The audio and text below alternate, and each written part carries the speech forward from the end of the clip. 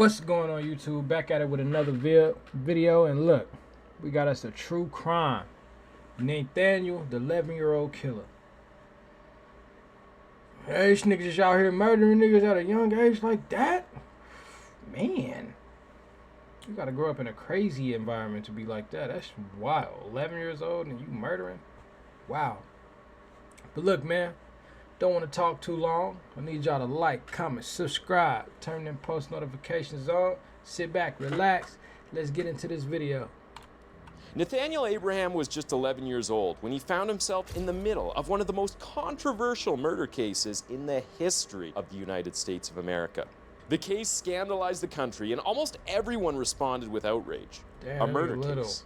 But the folks on Nathaniel's block, his own neighbors, well, they weren't particularly shocked. He might have been little, measuring no more than 4 feet and weighing like he a little throwing that under motherfucker 65 back right pounds, but he was also a thorn in the side of everyone in the neighborhood, a danger to the community. He threatened my grandsons all the time. He threw rocks at my mom's house. I mean, he was dangerous. And she wasn't alone. Another neighbor, an 11-year-old girl, shared a similar sentiment because, according to her, when they were both 9, Nate had threatened her with a gun. So, as Nathaniel Abraham's murder case began to take its hold in the center of public consciousness, where this nigga parents at? His entire block had turned against him. As disturbing as these allegations sounded, it seemed you got the whole block going against you and scared of you at the age of 9. So by the age of 11, you locked up. That is crazy. Bro, this nigga parents suck ass. You failed your son, nigga. How your son that goddamn bad? Like, you know, there's bad kids, and then you got bad parents, and they just make bad kids. This nigga was horrible. Not one grandma on the block was like, he's sweet. He just need a little more attention. They all like, hell no, that nigga's a devil. The whole block, bro, looking at a 9-year-old like that, bro. Damn. like they were true. Kids all and of all? his neighbors wanted him locked up, except one. Only one neighbor on Nate's block came to his defense when the cameras started rolling. He didn't try to downplay or dismiss claims about the boy. I think that's crazy for him to be charged as an adult. He was only 11 years old. This neighbor was convinced that the little boy wasn't the devil. He was just a broken child who made terrible decisions. Okay, it was that one. This man had also experienced a version of Nate that make it better. There we go. Usually it's a grandma that feel like that, but it was a nice Mexican dude. Like, man, he ain't like that. He just, his parents fucked up. He don't need to be charged as an adult, man. Okay, let me see the good side then. His neighbors hadn't got the chance to see. He wanted the government and the prosecutors to go easy on the young boy. Why? Because Nathaniel Abraham was an 11-year-old boy charged with the murder of an 18-year-old named Ronnie Green. Because in the most controversial turn of events, the state of Michigan was willing and ready to try him as an adult due to the severity of his crime. And if they found him guilty, if the prosecutors were able to get what they wanted, little Nate would spend the rest of his life in prison for a crime he committed when he was just 11. Some of you watching would say murder is murder regardless of the age. That's what makes the intricacies of this story all the more interesting. You look like Kai Sinat. Let me set the record straight before we dive into this case. The true victim in this story was 18-year-old Ronnie Green. Nate was a preteen who killed a teenager, and now he had to face the consequences. Bro probably was going through all that shit, scared in the motherfucker. We have to trace the thread back to the very beginning. Pontiac, Michigan, 1986. That's where Months DDG after from. he was born, his father left and never returned. This sudden change resulted in incredible hardship for the family because Nate wasn't the only child. There were 6 of them. Damn. His mother, Gloria, was forced to take up 2 jobs to keep their family afloat. She had to work day and night, so she was never around. And Nate's formative years were spent under the care of See, that's why you gotta be in your siblings. kid's life. Gloria Nigga, was caught between a mama rock and a trying hard hard, place, daddy a bitch ass between nigga. spending time raising her children or working hard to ensure they didn't starve to death. It's no easy dilemma. Hey, if your dad went in your life on my mama, you ain't gotta say it, but I say it for you. That nigga a hoe. Now, if he died, that's different. But if he had a chance to be there for you and he didn't want to be there for you on my mama, that nigga hoe. And screenshot this and send it to him. Nigga, you was a motherfucking hoe, nigga. Take care of your motherfucking kids, because if they die, you gonna be feeling guilty, bitch ass nigga. Oh my mama. You don't deserve shit. However, this whole situation turned out to be the perfect storm for something dark within Nate. With no one to keep him in check, Nate became delinquent. From the moment he could walk, he began to exhibit extremely antisocial behavior. Many kids show these traits when they are young. Parents corrected and rooted out, but no one was around to do that for Nate. So it grew into something so ugly that by the time that he was 9, he had become a troublesome child with a rap sheet of a serious middle-aged criminal. From the age of 9 till 11, Nate had 22 police encounters, some for arson, a couple of others for assault, and several for breaking and entering. Out of those 20... See, that at 11, breaking and entering, that don't surprise me, bro. I'm not even gonna lie, bro. When we was 11, if you grew up in the hood, you had a group of friends, you did a lot of bad shit at 11. Straight up. Definitely if your parents wasn't always in the house. Oh, my mama. I lived with my mama. My daddy was in a whole nother state. Nigga, we was doing a lot of shit at 11, bro. I mean, we wasn't out here killing niggas. I wasn't for sure, but bro, motherfuckers was having guns. I didn't, but I knew some that did have guns. We were breaking and entering. Fucking all type of shit. Fighting. You remember niggas used to meet up in the alley and we just go against the Mexicans for some reason? I don't know why. All the black people we'd see Mexicans and we'd just fight. I don't know why we did that shit, but we did. And bad thing is, nigga, all the black people lived across town in the hood. I lived by the Mexicans. So it was like, damn, I don't even want to fight this nigga because, like, I'm low-key cool with this nigga. I've been by this nigga house. They be having chickens and shit. We used to chase the roosters and chickens in their front yard. That shit crazy. And then get down, nigga, in the alley. Bing, bing, bing. Mexicans, they don't stop. They be like, God damn, these niggas keep going. You be beating their ass and they still fight. Like, fuck that, nigga. I'm like, nigga, we friends. Fuck that, nigga. I don't even know why we fighting. 2, at least 5 involved the use of a weapon. One involved a 14-year-old that he beat with a steel pipe, and the last involved an adult, a bus driver. At some point, he became such a problem in the neighborhood that the prosecutors would later reveal they should have locked him up for like 5-10 years of the block about 5 so he can learn some shit. That same neighbor would also say, quite prophetically, that someday Nate was going to kill somebody. Now, you are probably wondering what Nate's mother did during this period. At some point, she began to feel helpless when almost every day there was someone knocking on their door reporting Nate's latest crime. One major reason why she felt helpless was because that she had actually gone to the police for help. She wanted them to intervene in her son's situation, but they referred her to the juvenile court. And when she got there, they sent her back to the police, telling her that her word wasn't enough. No one was prepared to help. Nobody was ready to intervene. Now, remember when I said Nate was born into a perfect storm? There was one more piece left for the chaotic future he was now destined to have. The 1980s was a very interesting decade in American history. 1980s, bro, was hella crazy, bro. 1980s was like the 20s, the 2020s for us.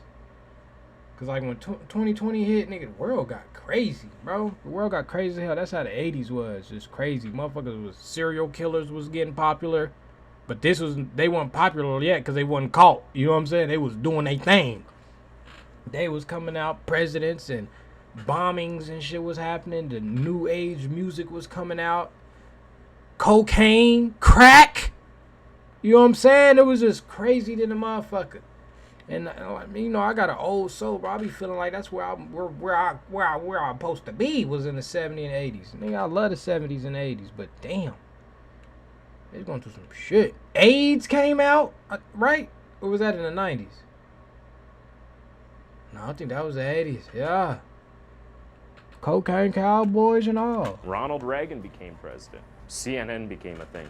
There were those interesting-looking Macintosh computers, and then there was violence.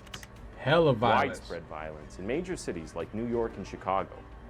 However, the most troubling part of the 1980s was the spike in the level of violent crimes committed by juveniles. Between 1980 and 1994, The number of juvenile homicide offenders doubled. Cause that's when they And start according dropping to all them FBI guns out for clearance everybody. Statistics from that time frame, the juvenile responsibility for all homicides in the country. They be trying to act like the government didn't set that shit up, dropping them guns off in the hood. How else was black people getting guns?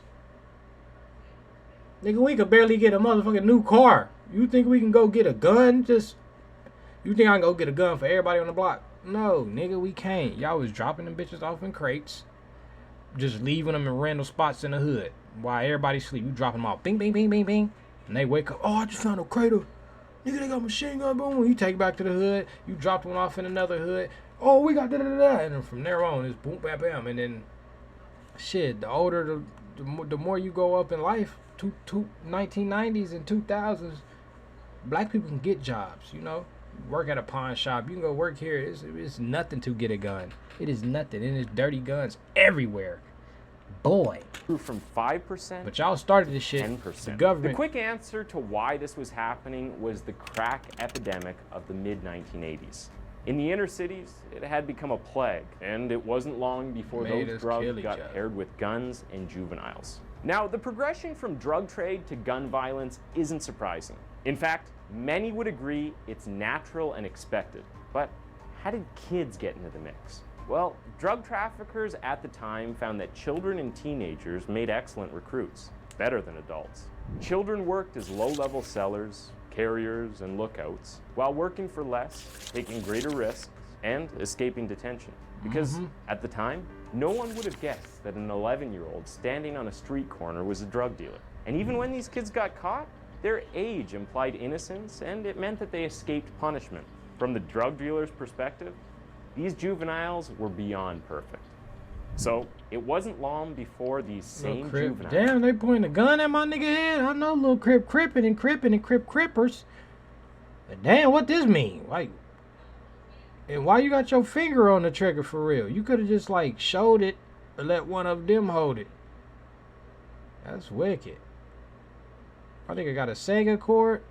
He just want to be a kid, bruh. Came in contact with guns and began using them for their own protection, even if they didn't need to. They aspired to use them because guns had become a status symbol for the drug dealing lifestyle that these kids now wanted to be a part of. And that's why... You gotta think about it, bro. Niggas was gangbanging tough, and this shit was around the world, bro. This wasn't even just here. It started there, but that shit was around the world. Nigga got all these guns, shotguns, and this, that. You 18. You remember how rowdy you was when you 18, 19? And it ain't no cameras? What? And they want you to kill? This is like the beginning of the decade, you know? So they want you to go kill that nigga on the other side. Bro, what? Niggas was just having bodies, bro. You know how many of your grandparents, people's grandparents that had been caught bodies?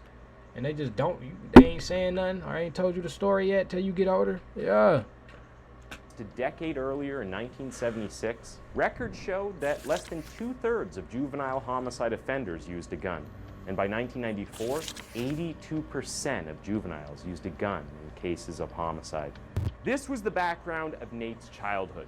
And while there is no record of drug dealing activity on his juvenile record, it wouldn't be wild to suggest that he found himself in that crowd, and that it was that crowd that enabled his truancy. Where else do you think he got the gun he used? His mother didn't own a gun. Now, as expected, the government's response to this spike of violent, gun-fueled juvenile delinquency was to turn to the law. So, as the 1980s progressed, a growing number of states passed laws stipulating that kids under 17 could be tried as adults for certain crimes. It was a weird way to deal with the problem because they weren't seeking direct solutions. They were just adding to the problem. Nigga, you got a gun, yeah, going to jail. Who happened to be civilians like you and me took to the streets, waving banners and slogans that read, "Adult crime, adult rights," waving... That's crazy. You see, like, white people look at a black person and hate us and be like, we love the cops, but the cops pushing your motherfucking ass back, too. What the hell you got against us? We ain't do nothing to y'all. We made y'all better. If you're gonna be honest. Skincare routines, hair cream, motherfucking dancing, playing sports, singing, all your music. Country music really came from black people too, and Indians, and like You got country music that don't sound good, bro. It really just don't sound good. And then you throw a black country artist in there, or one that was listening to black music growing up, and then that motherfucker starts sounding good, and everybody in the bar getting tipsy. Everybody in the bar getting tipsy. Hell yeah! That shit go hard. That's the #1 motherfucking country song out. Guess what color he is? Black. Guess what he got? Dreads. Oh my mama. Fuck was you saying when you saying it? Now Beyonce, her motherfucking ass sucks. She shouldn't have made that country shit. She stick to pop locking and dropping it, and single ladies, make that music for the that club, nigga. Banners and slogans that read shit. adult crime, adult time. And This by ain't Texas. 1992, I clicked that more shit than off 40 immediately. states had passed laws for trying children as adults. But no state's version of the juvenile justice law matched the severity of Michigan's. Michigan, the same state that Nathaniel Abraham was born in, raised in, and would commit his devastating crime in, set no limits on the age that a child could be tried as an adult. They called their law "Get Tough on Juvenile Offenders." In fact, when one of the state senators who pushed for this law was asked if a child as young as 4 could be tried as an adult, his answer was a resounding yes. The stage is now set for Nathaniel Abraham's crime. And 3 years after that law was passed in 1997, when 11-year-old Nathaniel Abraham, 3 years after that law... That's crazy. My nigga hair nappy in the motherfucker. But, damn, I kind of feel bad because he's so young and he just had the wrong guidance. That's all it was. He still got a chance because he 11. Yeah, he 11. So, yeah, give him 4 years in that prison cell. Yeah, just 4 or 5. But don't get him in there where he gotta do super survival and gotta stab and shit. He gonna get out and do the same thing. What the fuck? You gotta put that nigga like the kids. You gotta put them in like a rehabilitation type center type shit to get their mind right, get what's right from wrong, so they can really know they still learning. If you're an adult, oh my mama, take your ass to jail. What is you killing people for? The fuck? You crazy motherfucker. But as a kid, man, bruh. He just was guided the wrong way, and he was raised crazy, bro. It was a crack area. Think about that. Law was passed in 1997 when 11-year-old Nathaniel Abraham shot 18-year-old Ronnie Green. He became the scapegoat of a law. I was 97. That's when I was being born. Most controversial juvenile murder trial. Definitely had horrible guys. On the 31st of October, murder, kill right that time. There was a commotion in Lincoln Middle School. There were police officers in the 6th grade class, and they were reading their rights, not to the class teacher, but to 11-year-old Nathaniel Abraham, dressed up in a Halloween costume. A day before, on the 30th of October, 1997, an 18-year-old boy named Ronnie Green had passed away after fighting for his life for almost 24 hours. He had been shot in the head by a single bullet from a .22 caliber rifle. As investigators scrambled to find out who this killer was, they discovered that on the day before, 11-year-old Nathaniel Abraham had stolen a .22 caliber rifle and gone shooting outside.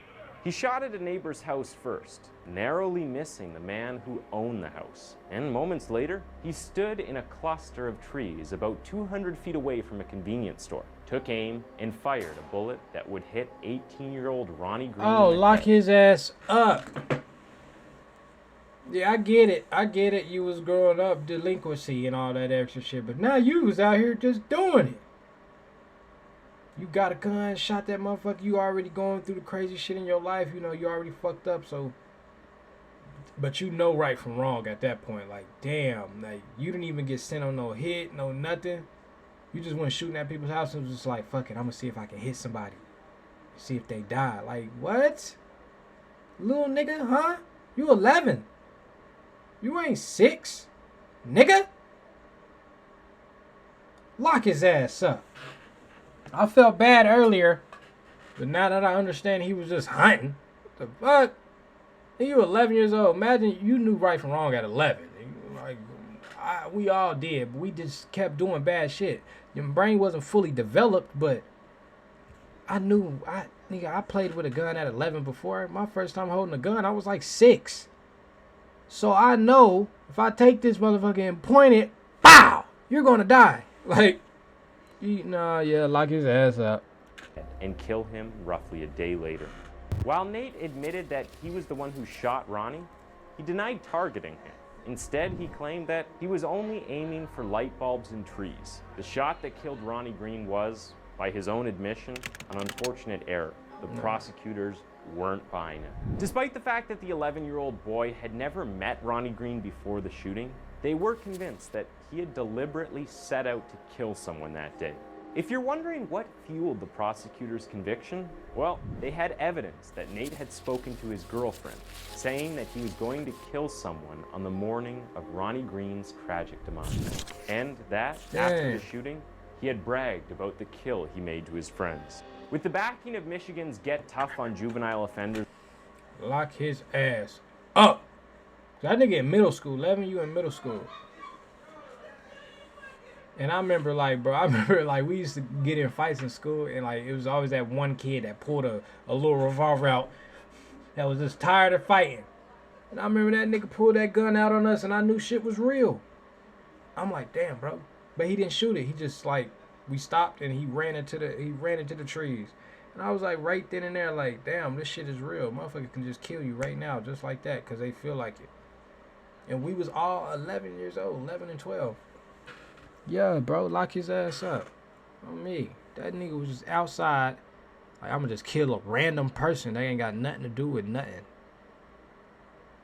That's why I don't walk nowhere no more. Law. The prosecutors received permission to try Nate as an adult, charging him with first-degree murder and several other felonies. Nate was arrested, placed in handcuffs, and he was sent to Oakland County Children's Village, a juvenile detention center in Michigan, while he awaited trial. The arrest was deeply controversial. Controversial enough to deeply divide the country along several ethical lines. While there were many unwilling to contribute to the discussion, there were many more who thought that this was a fitting punishment for the 11-year-old Nate. There was an overwhelming majority, especially in the black community, who were against the decision. For an average 11-year-old, I don't believe you should get the life. But for him, every major civil rights activist damn, he was gonna go on a murder spree if he did it. Against the whole affair, calling it a disgrace to the justice system that should protect children, delinquent or not. Like I noted earlier, they were trying to try him as an adult, and if he was found guilty, he would be sent to prison for the rest of his life. One lawyer was outraged enough by the case that he chose to take it on pro bono at no cost to Nate's family. This lawyer was named Jeffrey Feiger. He was a lawyer who, up to that point, had built a reputation for taking on most cases that lawyers wouldn't touch. His most infamous past client at that time was a man named Jack Kevorkian, also known as Dr. Death. Jack Kevorkian was an actual doctor with the rap sheet of a comic book villain. On his rap sheet, the man had advocated harvesting the organs from death row inmates. While he was a pathologist, he experimented with transfusing blood from the recently deceased into live patients. He did a lot of bizarre, unethical things. Oh, that nigga was evil as a doctor, but the most controversial one, the one that got Jeffrey Feiger representing him as his attorney in court, involved assisted suicide in Michigan. Kevorkian's story is worthy of its own video, so I won't go down that rabbit hole. Just know that while Nate's situation was controversial, it was not new to Jeffrey Feiger. And immediately he took on Nate's case. He began a series of motions and appeals that delayed the trial for at least 2 more years, enough time for him to prepare. On the 29th of October 1999, the murder trial began. Nate's first appearance in court looked like something from a really dark SNL sketch. He was dressed in oversized prison garb. There were cuffs on his wrists and chains on his feet. When he was asked to raise his right hand, he raised his left. Halfway through the hearings, he would start sobbing, and for most of the trial, he looked lost. But prosecutors and the politicians who supported this law were hell-bent on seeing it through to the end. "I'm gonna shoot somebody." In her opening statement, the prosecutor, Lisa Haluska, dramatically wrote down those words for the jury to read. She claimed that these were the words that 11-year-old Nate told his girlfriend days before the killing. As the trial progressed, this prosecutor called witnesses who supported the idea that Nathaniel's act was, in fact, a premeditated murder.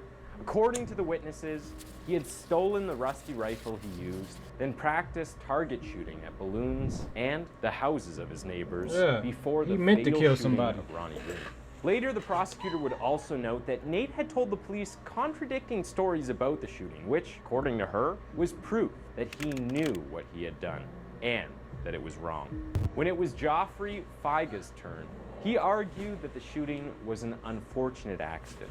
He didn't dispute the fact that Nathaniel fired the gun, but he insisted that the boy was not trying to hit anyone. Feige brought an expert marksman to stand as a witness who testified that it would have been almost impossible to deliberately hit a small target from more than 200 feet, which was the approximate distance Nate was from the victim. And it was even more unlikely because the rifle he used was old and battered. Later, Feige called on child psychologists to describe Nathaniel's mental state. According to these experts, Nate had an IQ of 70, and at the time of the murder, his thought process were like those of a 6-year-old. Feige tried to prove that Nathaniel lacked impulse control and the mental capacity to form the intent to kill. However, the prosecution brought their own psychologist to the stand as a witness, and he rebutted. It just fucks up because before he like premeditated it. Like he was like, I'm finna go kill somebody tonight. I'm finna go shoot somebody. If he wouldn't have said that, he would have had a better chance of getting away with not life. It would have looked better on her. It would have looked like he was just being a kid doing some stupid shit and let his intrusive thoughts get to him. And he was thinking like a young person, like a motherfucking child. And they could have ran with that, and he would have did this, and they'd been on probation and had to go to rehab and, you know, attend these classes and shit. But that's cool. He fuck around, turn out to be a great adult and have a story to tell, a great testimony. But that nigga said he wanted to kill somebody. Stole it, went in practice, or went and shot some shit around to see if he can shoot it, you know, being a kid, and then said, fuck it. I see there's one guy walking down the street. I'm finna blow his ass down. I'm finna pop his ass. Claimed that Nate couldn't form an intent to kill. Nate's case was a delicate one. If you were in front of the family of the deceased, how could you say your son's killer was just a child? In a way, there was something odd about the entire premise of the case, because if Nate had been a 30-year-old man who was examined by a court psychologist and determined to have the mental capacity of a 6-year-old, would a 30-year-old Nate still be tried? But wait a minute. The plot thickens because the Constitution also stipulates that Nate be tried by a jury of his peers. And we both know that there is no way the court was going to do a preteen jury selection in an elementary school. So the jury that was hearing Nate's case were all adults. There were constitutional gaps that this murder trial allowed. When a journalist confronted the prosecution about it, they argued that the adult nature of Nate's crime and the severity of the consequences of his crime on the victim's family was what justified the jury of adults. At the end of the day, the truth was, even though 2 years had passed since he committed the crime and Nathaniel Abraham was now 13, he was still too young to drive a car, too young to drink, too young to vote. And as a direct consequence of this, people still argue that he should have been too young to be tried as an adult. Man. In the final days of the trial, the prosecutors began seeking a compromise. No more first-degree murder charges. Now they were asking the presiding judge, on Nate's behalf, to allow the jury to consider a lesser offense. Whether this was out of goodwill or because there was no victory in sending an 11-year-old to life behind bars, well, no one knows. What we do know is that it worked, and on the 16th of November 1999, Nate was found guilty of second-degree murder, which still made him the youngest American to be ever convicted of murder as an adult. And there were 3 options on the table for the judge. The first was the harshest, a prison term of 8 to 25 years. The second option was more moderate, blended sentence, and it would see Nate go to a juvenile detention center. By the time he turned 18, if he was properly rehabilitated, he would be released. Right. If not, he would be transferred to an adult prison after turning 21 to serve the rest of his 25-year sentence. This was what the prosecutors wanted. This is what they pushed for, but it wasn't what the judge eventually chose. Their surprise? the judge went for the third option, which was the most lenient. Nate would be sent to a juvenile detention center and he would stay there till he was 21, after which he would become a free man. And at the age of 13, Nathaniel Abraham began what was supposedly a long road of rehabilitation. Okay, that ain't bad. The state had less than 8 years to rehabilitate Nate. Would they succeed? On the 13th of January 2000, Nate was placed in the care of the Michigan Department of Human Services for treatment and rehabilitation. Then he was moved to Maxie Boys Training School. And to everyone's surprise, by August of that very year, he began to show signs of responsibility. Throughout 2001, he passed all of his classes, and he was praised for his academic performance in math, reading, and note-keeping. By 2003, Nate was described as a leader within his group. He displayed a positive attitude, took on additional work, and followed directions. At this point, his supervisors decided it was time to get him to work in the real world. So at the age of 17, Nate began working in a Goodwill store. And before long, his employers at the store indicated that he displayed... You know, he's working in that store like, nigga, I could just run out this bitch if I want to, bruh. I don't know where the hell I'm gonna go. And then you gonna go do life too. Communication skills, and that he was courteous with the customers. Eventually, on the 18th of December, and at the age of 18, Nathaniel earned his GED. The following year, he would earn his high school diploma, and eventually, he was just 1 year away from his release. So, was Nate rehabilitated? Had the juvenile system succeeded in transforming the 11-year-old killer into a functioning member of society? He had shown constant progress through the years, and the world was about to find out if they had succeeded. If you noticed, the reports I relayed to you felt a little bit too clean, too sugary. Something was off.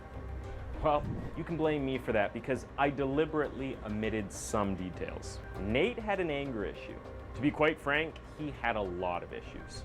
Enough of them to require several disciplinary actions taken against him. Nate had an affinity for getting into fights, even though he never really started them. He had a pattern of yelling at prison staff. During basketball games or any competitive sports, Nate had the tendency to get heated. He also had sticky fingers and had been caught more than once stealing cleaning supplies to give to his girlfriend. Again, most of these missteps were seen as just that, missteps. Normal for any youth. What mattered was that he no longer participated in the crimes he had committed when he was 9.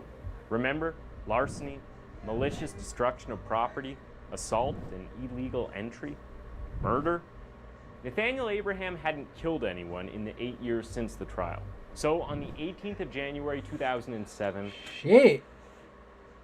That nigga look at least 30. That nigga went to jail and grew the fuck up. Came out looking like a straight 40-year-old pimp daddy-o. That nigga's a pimp daddy-o. Oh me. Finna get them hoes, my nigga, big bean head ass. Okay. Okay. Crazy After ass. spending nearly a decade in juvenile detention, Nate was free. Released into society. He was a free man. I wish this was the end of the story, and I wish I could wrap it up here with some Disney-esque happily ever after. But, unfortunately, there were more issues ahead for Nate. For the first 18 months of his newfound freedom, there were more issues ahead. So he got out of jail and was them anger issues was getting him. Happily ever after. But, unfortunately, wrap it up here. He got out and turned into a kingpin. Fuck a pimp. Charged with selling drugs. Oh yeah, that nigga got out and turned into one of them niggas. Shit. With some Disney-esque happily ever after. But, unfortunately... Yeah. Get off me! Get off me! Oh God, get off me! There were more issues ahead for Nate. Damn. For the first 18 months of his newfound freedom, nothing remotely criminal or remarkable happened to Nate. Unfortunately, in May of 2008, Nate was arrested again in Pontiac with 254 ecstasy pills in a liquor bottle bag. He was sentenced to 4 to 20 years in prison, but eventually got paroled in June 2017. Did the rehabilitation fail, or was this just another misstep that Nate would learn from? Yeah, this is a misstep. Consider this. That's just messed up. You gotta realize he got out at 21. And he known for murdering somebody. He can't just go get a job. And then he in Detroit. Them niggas out there getting money. Nigga, boy, what would you do? Like, come on. You 21, bro. You 22. You can't get no job. You gotta get some money. You got still 7 other brothers. 5 other siblings. And they older than you. You 9 times out of 10, 4 of them siblings is selling or doing something. And they getting some money. And they like, bro, I got somewhere you can get some money. And he went full-fledged at it and started getting that money. Hell yeah. You just like, man, if you gonna hop in the streets and do that, you gotta have a plan. You gotta have like a vision. You gotta have a vision on what you gonna do with it, with the money at the end. You can't just be like, I'm selling dope and gonna do that forever. You going to jail. You're going to jail if you just like, oh, I'm gonna just sell dope for the rest of my life.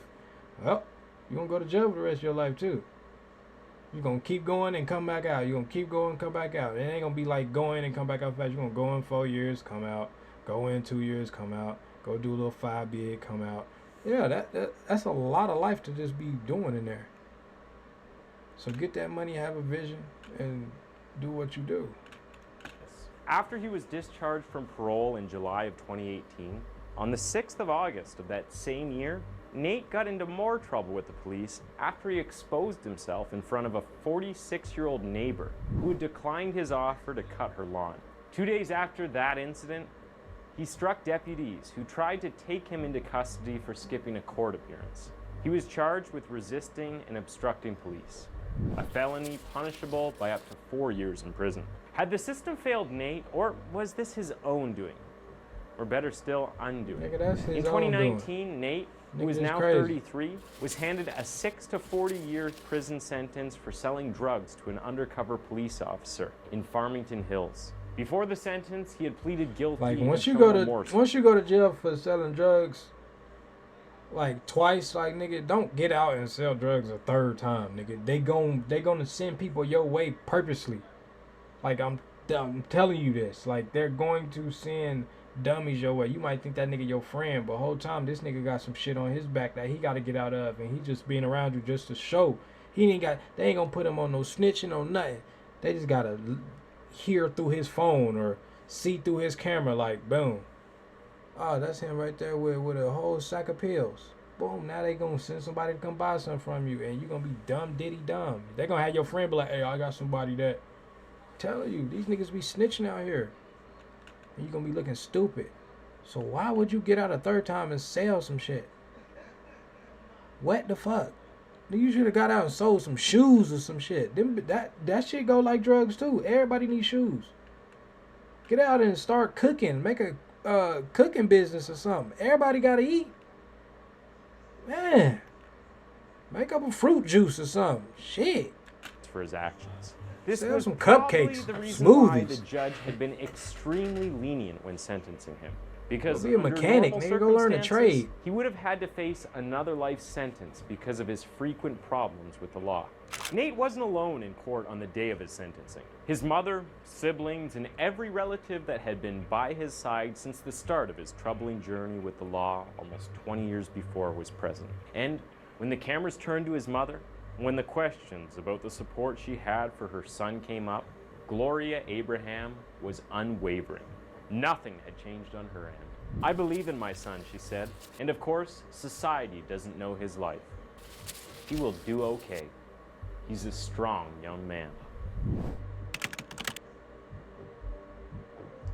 Thanks for tuning in to Twisted Minds. That was the case. Yeah, he probably got out by now. Nah, that nigga ain't out. He might be one of the ones that don't learn his lesson. You can tell by how his beard and shit was. You know what I'm saying? You can just tell he don't really learn his lesson like that. Look, you see that? What the fuck is this? How's that even in a beard that's full blown thick hair, and then he got pieces like that be poking out? Yeah, he just let his hair grow all the way out everywhere on a regular day. So nah. He probably don't learn. You know, some people learn the hard way and some people just don't learn. Like, he just don't learn. He living off his life and off him. He get mad, Fuck it, move out the way. I don't know how to control my anger right now. I'm only 35. Grow up, nigga. Go get some help. Fuck. But look, man, that's going to be the end of this video. I need you to like, comment, subscribe. Turn them post notifications on. Make sure y'all don't do nothing stupid to get locked up to 6 to 40 years, man. Be smart. Keep God in your life, man. And I love ya.